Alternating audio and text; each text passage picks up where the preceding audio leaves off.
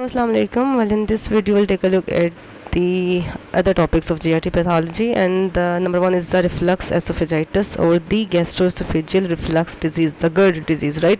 बहुत common manifestations हैं, बहुत कॉमन है हमारी पॉपुलेशन में. कॉजेज़ इसकी बहुत सारी हैं, लेकिन एज सच कोई एक डिफाइंड कॉज नहीं है. अब होता ये कि when the lower esophageal sphincter tone gets decreased and the stomach acid gets refluxed back into the esophagus, that causes inflammation of the oesophagus, and that is called as the reflux esophagitis और the inflammation of esophagus resulting from a reflux of acid from the stomach, right? अच्छा, अब इसकी pathogenesis ये होती है कि कोई भी फैक्टर जो लोअर एसोफेजियल स्फिंक्टर की टोन को डिक्रीज करे और एसिड का रिफ्लक्स करवाए, that will result in this GERD disease. और इसमें बहुत सारे फैक्टर्स आ रहे हैं. ओबेसिटी है, प्रेगनेंसी है, जो एंटी डिप्रेसेंट्स ले रहे हैं उन पेशेंट्स में नज़र आता है हमें, अल्कोहल और टोबैको यूज़ के पेशेंट्स में नज़र आता है, एंड इसकी कोई एज सच डेफिनेटिव कॉज नहीं है, लेकिन स्टिल हमें इन सब चीज़ों में ये एपरेंट नज़र आता है. इसके अलावा अगर हम खाना खाकर लेट जाएँ तब भी हम देखते हैं कि हार्ट बर्न या इस तरह के सिम्टम्स हमें भी नज़र आते हैं, राइट? तो उसके सिम्टम्स ये हैं कि हार्ट बर्न या रेट्रोस्टर्नल पेन हमें नज़र आता है, राइट? एक बर्निंग सेंसेशन होती है थॉरेक्स में, रिगर्जिटेशन कभी होती है सोर फूड की, ये तो हम सब ने एक्सपीरियंस की हुई है. डिफिकल्टी स्वेलविंग में इसलिए होती है क्योंकि जब ऑलरेडी वहाँ पर इन्फ्लेमेशन हुई हुई है तो वो ईजिली पैसेज ऑफ फूड को अलाउ नहीं करेगा. कुछ पेशेंट्स में एक सेंसेशन ऑफ लंप फील होती है बिकॉज एक तरह से डैमेज हो रहा है epithelium, and that is sending out signals that something is wrong, so they get a sensation that there is a lump in their throat, and then again chest pain which often gets mistaken for heart attack. Most of the patients को simply ये इतना severe GERD होता है कि they often mix it with a heart attack and they think it's a ischemic heart disease, right? तो इसका हम morphology में देखेंगे तो डेफिनेट जहाँ पर इन्फ्लेमेशन हुई है, जिस पोर्शन ऑफ एसोफेगस में इन्फ्लेमेशन होगी वहाँ पर हाइपरेमिया या increase blood, you can say वहाँ पर रेडनेस नजर आएगी. इसके अलावा वहाँ पर इन्फ्लेमेशन है तो eosinophils होंगे, न्यूट्रोफिल्स होंगे, and we must know that neutrophils indicate acute or an ongoing inflammatory process, right? इसके अलावा वहाँ पर बेसल सेल का हाइपरप्लेजिया भी हो जाएगा, जिसको हम रिएक्टिव हाइपरप्लेजिया भी कहते हैं, और वहाँ पर हमें एक थिकनेस नजर आएगी और एलोंगेशन नजर आएगी वहाँ के लेमिना प्रोप्रिया की पेपिला के. ठीक है, ये तो होगी GERD डिजीज़ के बारे में बात करते हैं. जो कार्सिनोमा होता है एसोफेगस का, दो तरह का होता है. मैंने आपको पहले ही बताया था कि जब कोई बिनाइन जब कोई बिनाइन न्यूप्लेजिया होगा उसके लिए हम ओमा का वर्ड यूज़ करेंगे, और जब भी कोई हमारे पास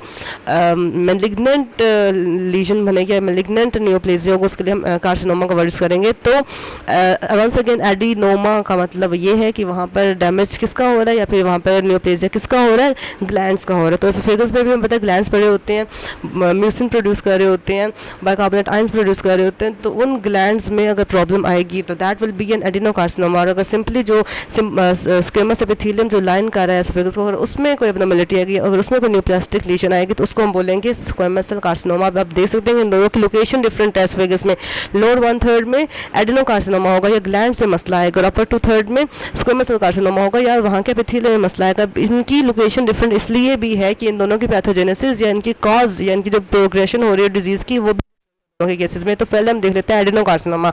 अब एडिनोकार्सिनोमा इसलिए रिजल्ट कर रहा था कि हम देखा लास्ट केस में कि किस तरह से GERD के नतीजे में इन्फ्लेमेशन होते हैं एसोफेगस के. अब आप लोगों को पता है कि जब भी किसी एरिया की रिपीटेड इरिटेशन होगी, इन्फ्लेमेशन होगी, तो वहाँ पर अल्सरेशन होगी, एट द एंड वहाँ पर क्या होना है, डिस्प्लेजिया होना है, और एट द एंड न्यूप्लेजिया होना है, और neoplasia can lead to carcinoma as well. तो उसकी बिल्कुल वही है कि जैसे हमने पहले देखा था, जब हमने एडिनोकार्सिनोमा देखा था सलाइवरी ग्लैंड का, या एडिनोकार्सिनोमा देखा था हमने ओरल कैविटी का, तो उसमें भी हमने यही देखा था कि इस तरह से जब रिपीटेड किसी जगह पर इरिटेशन होती है तो वहाँ पर हमें म्यूटेशंस भी ज़्यादा अब over the period of time वहाँ पे डिस्प्लेजिया के नतीजे में म्यूटेशंस ज़्यादा गैदर आउट होते हैं. और TP53 जीन जो कि ट्यूमर सप्रेसर जीन है, जब उसकी म्यूटेशन होगी तो that will result in a neoplastic lesion, और पहले उसमें क्या हुई, इन्फ्लेमेशन हुई, and that would lead to addition of genetic changes हुए, और एट द एंड हमारे पास आ गई एक न्यूप्लास्टिक लीजन, जो उसकी वजह से हमारे पास आ गया एडिनोकार्सिनोमा ऑफ द एसोफेगस. और मोर्फोलॉजी हमें कुछ नज़र आती है कि हमें नॉर्मली ये डिस्टल 1/3 में नज़र आता है, राइट? और समटाइम्स ये फ्लैट भी हो सकता है, इसके अलावा रेस्ड पैचेस भी बन सकते हैं. और इसी जब एट द एंड जब इसकी प्रोग्रेशन होती रहेगी तो हमें एक्सोफिटिक मैस मिलेगा जो कि इन्फिल्ट्रेट भी करेगा डिफ्यूजली, और साथ में उसमें अल्सरेशन भी होगी, और वी विल सी कि उसकी वजह से हमारे पास पैसेज ऑफ फूड भी डिस्टर्ब होगा, राइट? तो सेकेंड, अच्छा, क्लिनिकल फीचर्स जो पेशेंट जिसके साथ हमें प्रेजेंट करता है उसमें हमें डिफिकल्टी इन स्वॉल्विंग आएगी ऑब्वियसली, क्योंकि मैस पड़ा हुआ है हमारे एसोफेगस में, राइट? और जब वो उस चीज़ से खाएगा नहीं तो उसमें प्रोग्रेसिव वेट लॉस नजर आएगा, चेस्ट पेन इसलिए नजर आएगा क्योंकि वहाँ पे एक मैस है, वो अल्सरेटेड है, उसमें इन्फ्लेमेशन है, तो डेफिनेटली वहाँ पे पेन तो होगा। वॉमिटिंग इसलिए क्योंकि फूड आराम से पैसेज आउट नहीं हो रहा इनटू द स्टमक, तो वहाँ पर फिर हमें वॉमिटिंग की सेंसेशन आएगी। Second one is the squamous cell carcinoma जो कि अपर टू थर्ड में है। अब उसकी कॉज क्या होगी?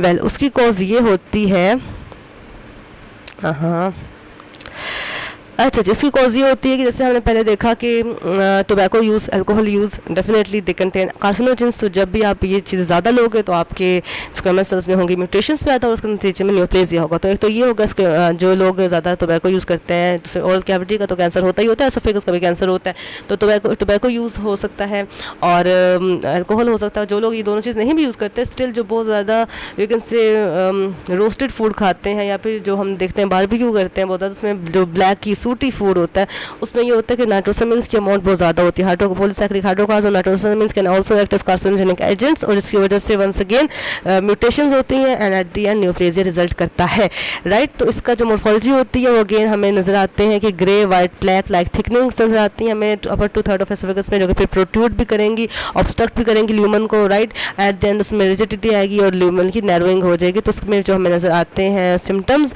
वो हमें ये नजर आते हैं दैट पेशेंट विल प्रेजेंटिंग, अच्छा इंसीडियसली इस तरह ये प्रोसीड करता है दैट तो आपको डिस्फेगिया हो रहा है या फिर आपको एबनॉर्मलिटी सॉरी आप लोगों को डिफिकल्टी हो रही है स्वाल्विंग में, ऑर्डिनोफेगा कहते हैं, पेन हो रहा है स्वाल्विंग में, डेफिनेटली अगर एक लंप पड़ा हुआ है आपके अपर एसोफेगस में, यहाँ पे एक मैस पड़ा हुआ तो definitely you won't be able to digest out the sorry to ingest out the food that well आप स्वालो उसको नहीं इजीली कर पाएंगे। तो डिस्फेगिया होगा, ऑर्डिनोफेगिया होगा। पहले तो पेशेंट्स सॉलिड फूड नहीं खा पाएंगे but later on they will not even be able to ingest few drops of water, तो वो भी उनके लिए इंजेस्ट करना मुश्किल हो जाएगा। तो एट द सेम टाइम जो ट्यूमर है उसमें हेमरेज हो सकता है, उसमें अल्सरेशन आ सकती है और उसमें होता ही है एबनॉर्मलिटीज़ की ये है क्योंकि अपर एसोफेगस में होगा तो it can make a fistula, it can make a connection with the tracheal tree, tracheobronchial tree के साथ जब इसका कनेक्शन हो सकता है तो there is a chance that there will be aspiration of food into the lungs और passage of food from the oesophagus into the bronchial tree, उसकी वजह से फिर एस्पिरेशन निमोनिया भी रिजल्ट कर सकता है। तो that is a very dangerous situation, right.